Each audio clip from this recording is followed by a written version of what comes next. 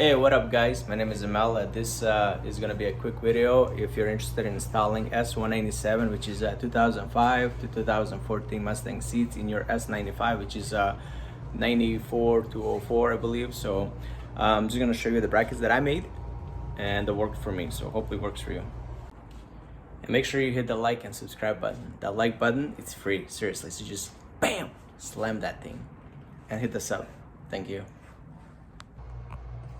Alright, right here we have S197 seats. Ignore this. I mean, don't ignore this. If you're interested in installing S550 seats in 03 Mustang, look at my videos. These are S197. This is the driver's side, and on the bottom, this is legitimately what I did, is one second. I had a flat bar steel that connects two rails, and these are 16 and 3/8 wide. And then here you can pause the video if you want to see where everything like welds from. So this is going to be the inner side next to the center console, and this is going to be the driver's side,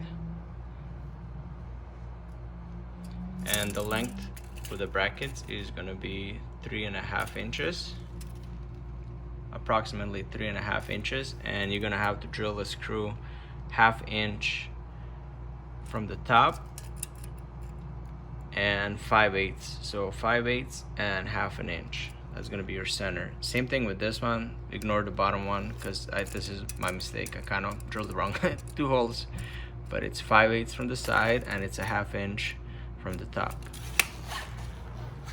And over here, this is gonna be a passenger.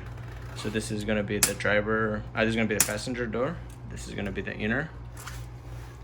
So same thing, pretty much similar. So this is going to be close to the door,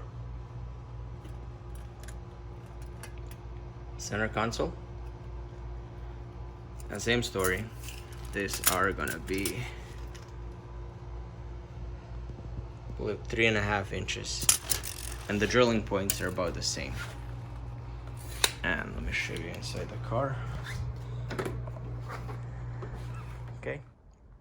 All right, and here's inside of the car. As you can see, the OEM Mustang seats, rails go from here to here and from there to there. The S197 are much wider, so that's why this bracket is needed, because it fits from here. There's like a piece of metal right here, so you have to kind of run it from here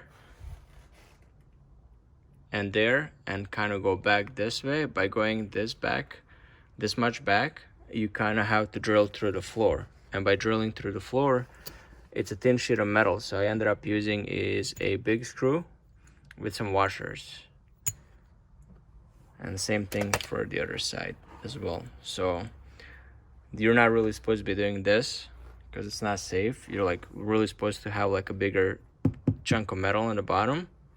That's what I'm going to do on the next ones. But if you're going to do this, do it at your own risk. I'm just showing you how I did it. So thanks for watching.